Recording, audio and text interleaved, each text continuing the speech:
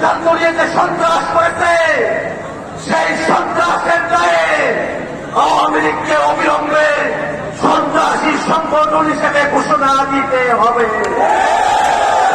আওয়ামী লীগকে নিষিদ্ধ ঘোষণা করতে হবে।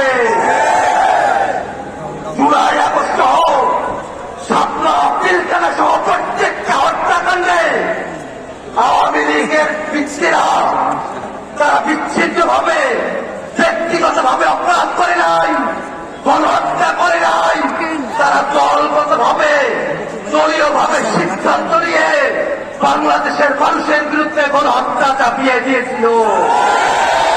তারা দলগত ভাবে সিদ্ধান্ত নিয়ে বাংলাদেশের মানুষের বিরুদ্ধে গণহত্যা চাপিয়ে দিয়েছে। তাদেরকে অবশ্যই দলগত ভাবে বিচারের আওতায় নিয়ে আসতে হবে। অবিলম্বে আন্তর্জাতিক অপরাধ ট্রাইব্যুনাল আইনে দলগত ভাবে আওয়ামী লীগকে বিচারের আওতায় নিয়ে আসার ধারা যুক্ত করতে হবে। সংগ্রামী ভাইরা আমার, বক্তব্য দীর্ঘায়িত করব না। আমরা দীর্ঘ সময় ধরে জুলাইয়ের যোদ্ধারা বাংলাদেশের প্রশ্নে, নতুন বাংলাদেশের প্রশ্নে, জুলাইয়ের শিক্ষার প্রশ্নে জুলাই ঘোষণাপত্রের দাবি জানিয়ে আসছি। সরকারের তরফ থেকে নানা ধরনের পরিবেশী হয়েছে, আমরা আর কোন পরিবেশী সহ্য করতে চাই না। অবিলম্বে জুলাই ঘোষণাপত্র জারি করতে হবে।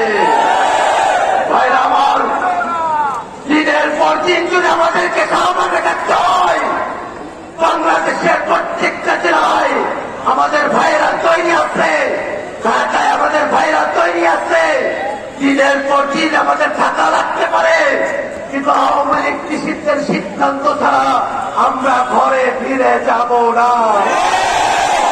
এই আন্দোলন, এই সংগ্রাম কোন দলের নয়, কোন গোষ্ঠীর নয়।